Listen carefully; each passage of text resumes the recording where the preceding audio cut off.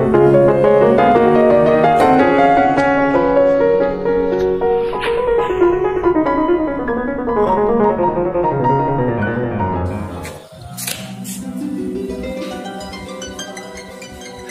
saya. Kesalahan terbesar saya selama ini. Salah saya selalu membayang-bayangkan hidup ini. Ya, saya tahu. Tapi itu urusan pribadi saya. Memang sering kamu. Bahkan terlalu sering. Hidup ini bukan untuk dibayang-bayangkan. Hidup ini bukan untuk diimpikan. Hidup ini untuk dijalani, untuk disaksikan, untuk dirasakan. Dilihat dengan mata, didengar dengan telinga. Iya, tapi itu urusan pribadi saya. Kau dengar? Coba. Siapapun tidak berhak melarang saya untuk melakukan atau mengenangkan sesuatu. Dan kau juga tidak berhak melarang saya mengenangkan bekas pacar-pacar saya. Dan kau pun tak berhak melarang saya melamunkan hidung si Benny Brandy.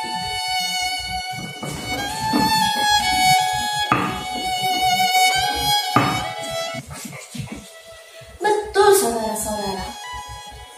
Itu hak tiap-tiap manusia.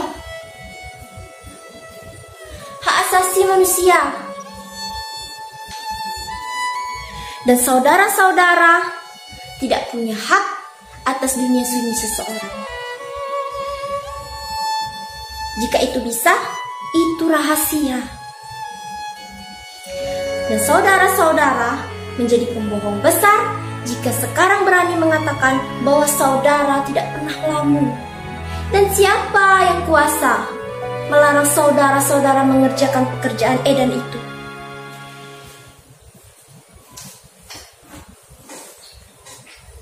Dalam keadaan begini, rasanya saya ingin mabuk saja menelan semua sambal ini.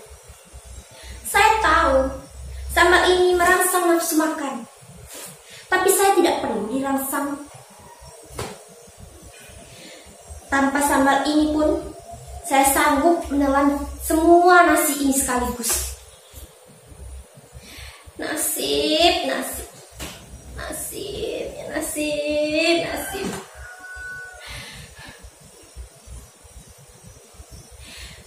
Setiap siang yang panas, di meja ini selalu ada sambal yang panas. Ini bukan lagi perangsang, tapi sungguh-sungguhlah untuk makan. Untuk makan tiap hari, tidak tiap saat.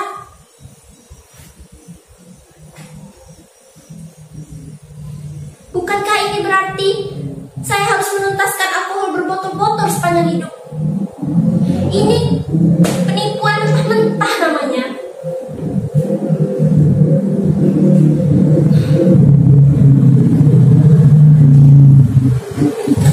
Cuma 1 bulan.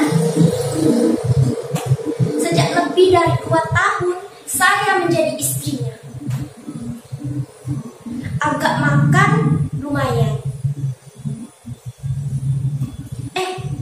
Malah tidak penuh 1 bulan. Hanya 23 hari. Itulah bulan pertama saya seranjang dengan laki-laki itu. Maksud saya, Mas Broto.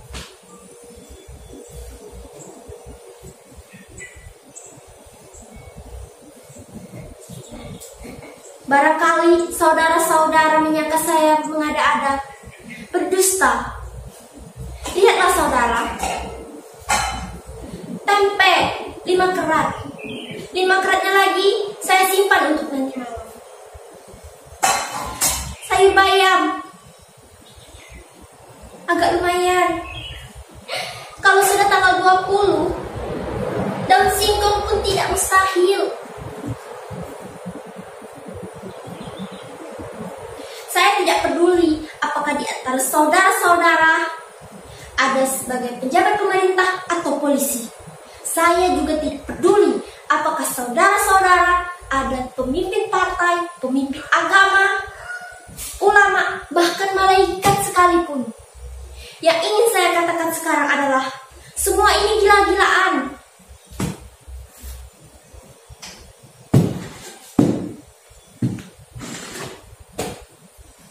Apakah sekarang waktunya dunia tidak melihat anak-anak orang lain? Sementara dia tidak punya anak seorang pun.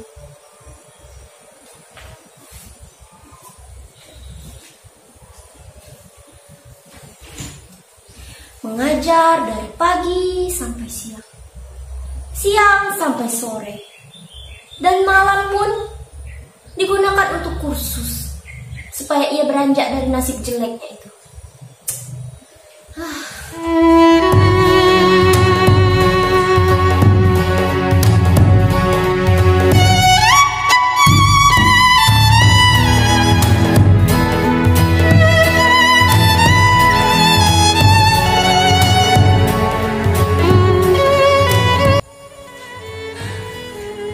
Dulu saya membayangkan betapa bahagianya hidup saya, betapa nikmatnya bangun pagi-pagi menunggu dengan berdebar-debar undangan suami dari mengajar, makan siang bersama Mas Bruto, mandi bersama Mas Bruto, tidur siang bersama Mas Bruto, jalan-jalan di senja hari, makan malam bersama Mas Bruto, lalu akhirnya tidur pelukan Mas Bruto. Geli. Alangkah menggelikannya waktu dia menyatakan cintanya pada saya. Saya ingat betul di malam hari, di pasar malam, kok sempat-sempatnya dia menyatakan, mencurahkan isi hatinya. Lalu dikatakannya, Jeng, cuma satu kali itu. Mungkin dia gugup. Jelas sekali naik nafsu barangkali. Kemudian dia mengulang hal itu lagi ketika kami sampai dekat tontonan Ledeketek. Itu tontonan kera menari dari Jawa. Sungguh dia aneh sekali. Dia kurang bisa menguasai dirinya, lekas gugup. Dan seharusnya dia bisa mencari tempat yang lebih sesuai untuk mengungkapkan kata-kata cinta. Tapi saat kami sampai di tontonan kera itu, dia tidak bisa lagi menahan gelora perasaan. Wajahnya lain sekali, seperti penderita malaria. Dia bilang, Jeng, kau sangat manis. Urat di leher saya sampai bergetar. Tapi saya goda dia. Saya jawab, apa iya? Wah, dia gemetar. Itulah kesalahan saya. Saya dulu selalu membayangkan betapa indahnya hidup ini. Mungkin jika dulu saya tidak membayangkan, saya bisa tenang menunggu kedatangannya di depan sana. Tapi karena dulu saya selalu membayang-bayangkan makan siang dan lezat bersama Mas Broto, sekarang saya selalu kecewa ketika melihat hal ini.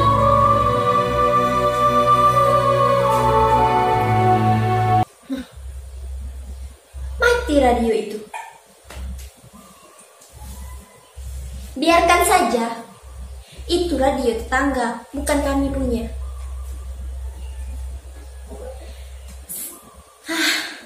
Apalagi radio. Membeli baju bagus saja sudah alhamdulillah.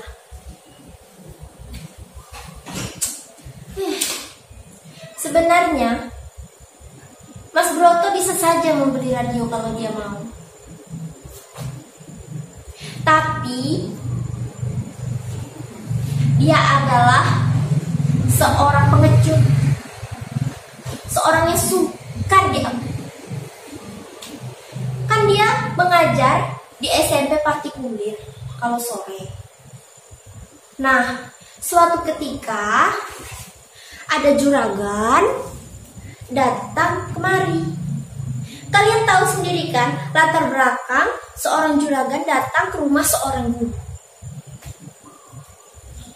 Jadi juragan itu punya seorang anak yang bengalnya seperti setan kerajingan.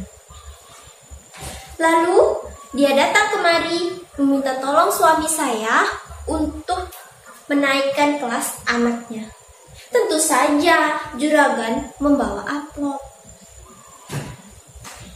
Tapi suami saya yang bodoh seperti kerbau itu menolak amplop tersebut. Dan dia berjanji akan menolongnya. Wah, sungguh tidak bisa diampuni.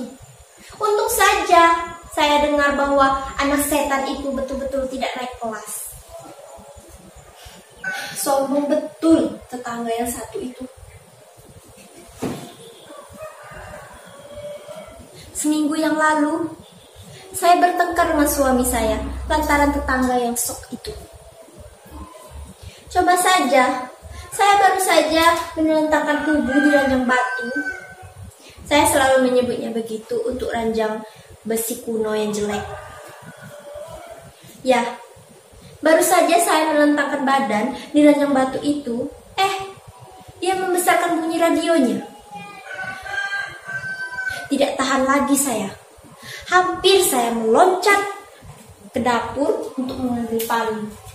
Untung saja tangan Mas Broto kuat menahan saya. Kalau tidak, hancur atap rumahnya. Tapi Mas Broto malah membela mereka.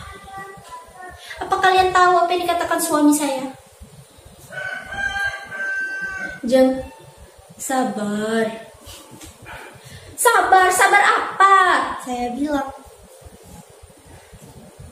Sabar, kalau kau terus begini, kita tidak akan punya tetangga. Mas, apa kita diberi makan tetangga? Bertolak pinggang saya. Ya, persetan tetangga. Kalau dia menghina kita, kita tidak peduli tahu siapa dia. Tidak peduli dia tetangga, tidak peduli dia jenderal.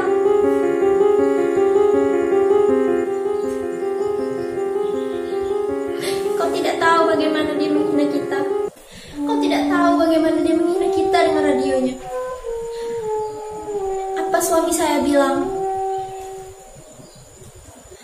Jeng, itu bukan penghinaan. Hah, bukan penghinaan? Itu namanya kemurahan hati. Dengan memperbesarkan suara radionya, mereka bermaksud supaya kita turut menikmatinya, katanya. Saking geramnya, sehingga hampir putus jari saya gigit. Lalu saya berteriak lebih keras. Kau memang batu. Kau tidak pernah merasakan bagaimana mereka menghina kita dengan baju-bajunya yang baru. Dengan menyentuh gigi-gigi emasnya. Dan mereka selalu saja bertengkar di jendela. Lalu kalian tahu apa yang dilakukan suami saya? Kalian tahu? Lalu saya menangis. Kalian tahu apa yang dilakukan suami saya? Kalian tahu? Waktu saya lihat dia tidur,